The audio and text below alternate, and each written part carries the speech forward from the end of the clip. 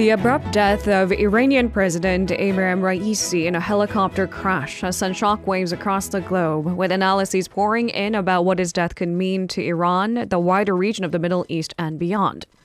This while Iran showed a sharp division, with some mourning the sudden loss of their leader, while others were seen celebrating the demise of a ruler.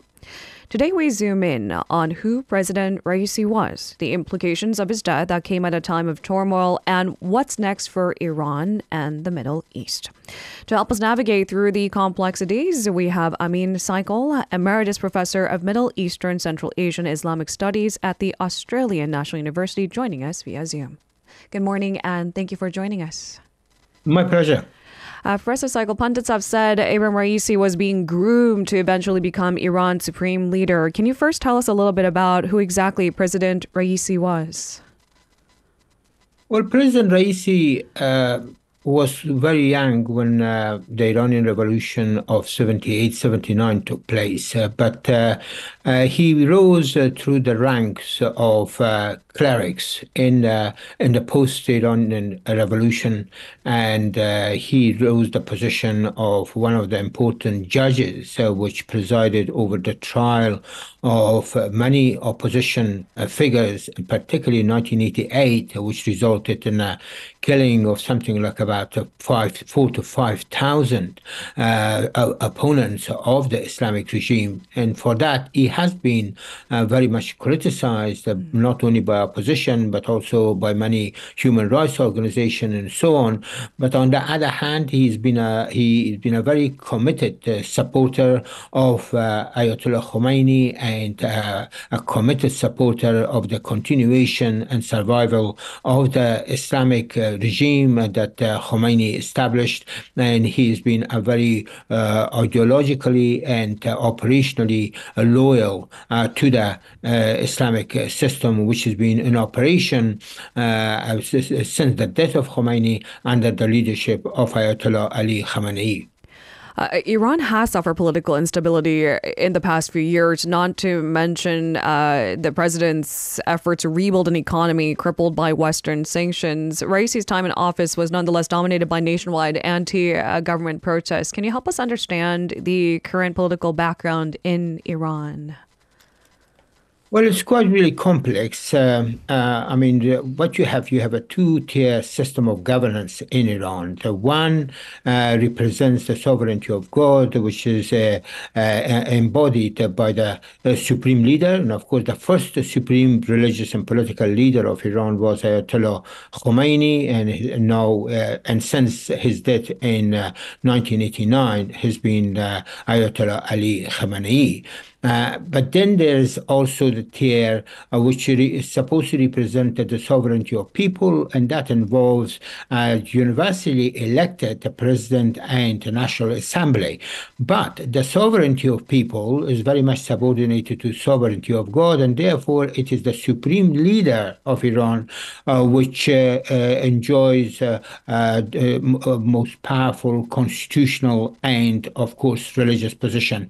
And most of the authority really rests with him, and he has the last word on any domestic or, for that matter, foreign policy issues, and particularly the ones which really matters.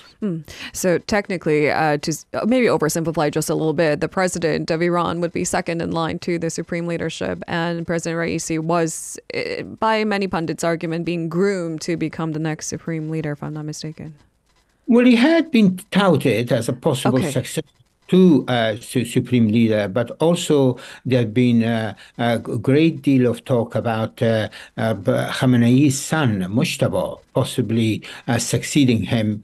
But let's not really forget that there is a constitutional procedure for the succession of the supreme leader, and that is very much determined by the Assembly of Experts, which is composed of something like 88 people who've been elected every 8 years, and and they are the ones, or that assembly is the one that is supposed to appoint and dismiss the supreme leader. We know that, for example, the current supreme leader has considerable amount of influence and a good cohort of supporters within the assembly, but that does not necessarily mean that his son is going to really succeed him, simply because that the assembly may decide on somebody else in the event of Ali Khamenei either being incapacitated or dying. So the situation remains somewhat quite murky at this point, and who precisely is likely to succeed Ayatollah Ali Khamenei when he departs. And in other means of what does the death of President Raisi imply for Iran? As we mentioned earlier, the reaction was largely divisive. Maybe he himself was a polarizing figure. Some mourned the loss, others celebrated. What does Raisi's death mean to Iran based on your expertise? And do you expect a division to spiral into more violent clashes? We have seen protests even prior to the president's death. Well, we know that the clerical stratum, which has been governing Iran, is quite factionalized. I mean, you've got the hardliners, and of course, President Raisi represented the hardline faction, and on that, he was on the same songbook as the supreme leader. But on the other hand, there's also a reformist faction, which used to be led by President Mohammad Khatami, who was elected in landslide twice, and from 1997 until 2005. And that faction also was quite influential under the predecessor of President Raisi, and that was President Rouhani.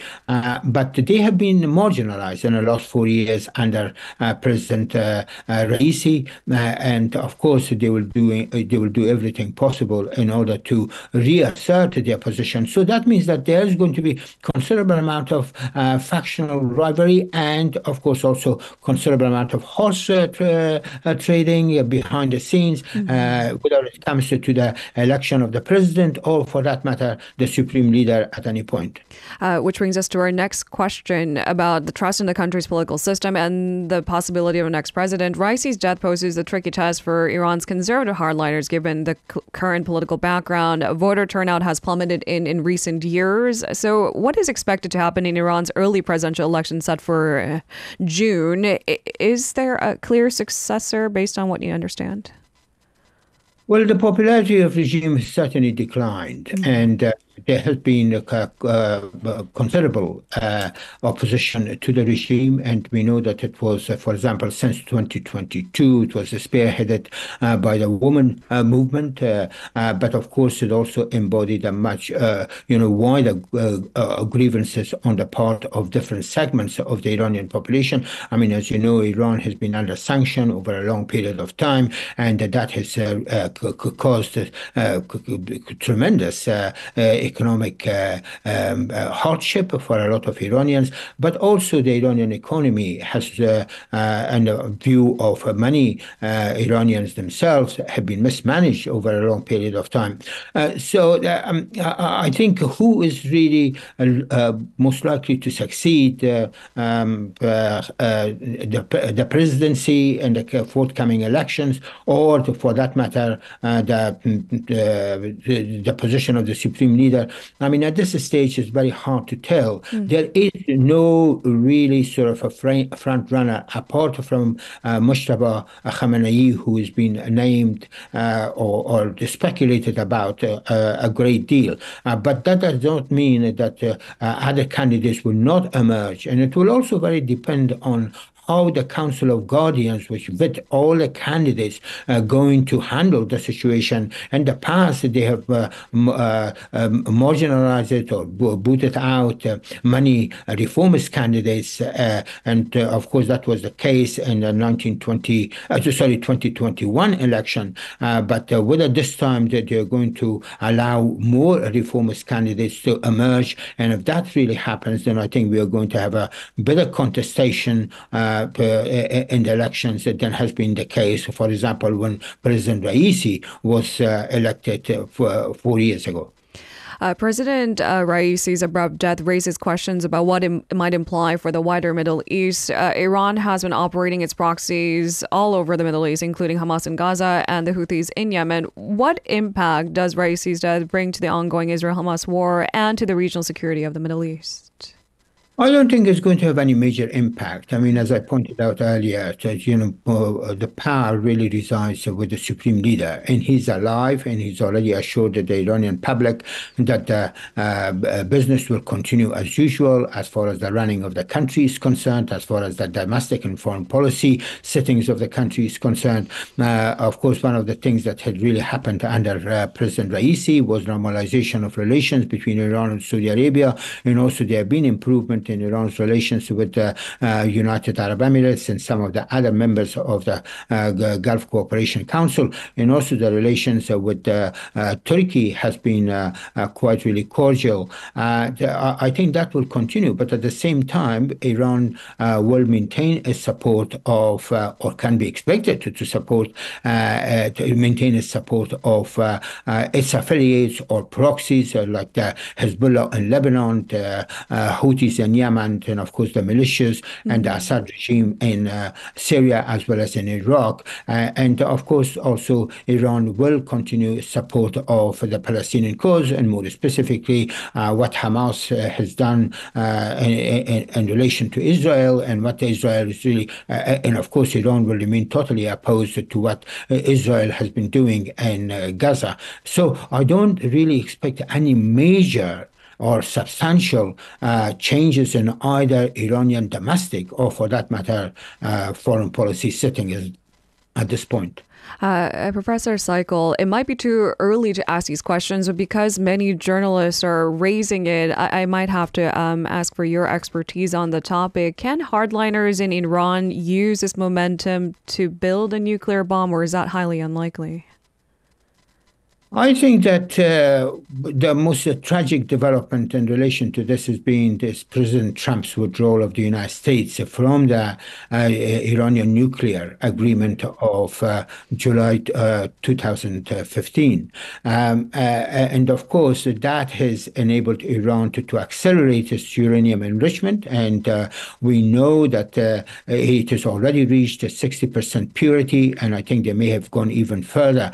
I think there is a group within the Iranian ruling class which definitely wants to attain nuclear weapons. I think at this point, and given what is really happening in the Gaza crisis, and how there have been exchanges between Israel and Iran, as well as U.S. hostility and or the hostility between the United States and Iran, I think there is going to be a strong tendency to press on with the nuclear program and possibly reach a point whereby Iran would be able to produce nuclear weapons. At this stage, Iran has got the know-how, the technology, and the infrastructure. It is just a question of whether Iran wants to really cross a threshold and therefore produce nuclear weapons. But the Americans and the Israelis have said that they would not allow that to happen under any circumstances.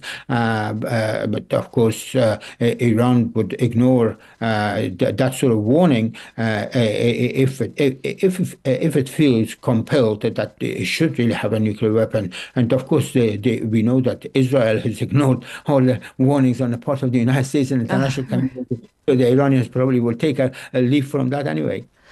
First cycle, which brings us to our final question today. There's all sorts of irony embedded in the sudden death of President Raisi, because the helicopter that went down is in fact a helicopter from the United States dating back to the 1960s or 70s. It's an extremely old piece of equipment.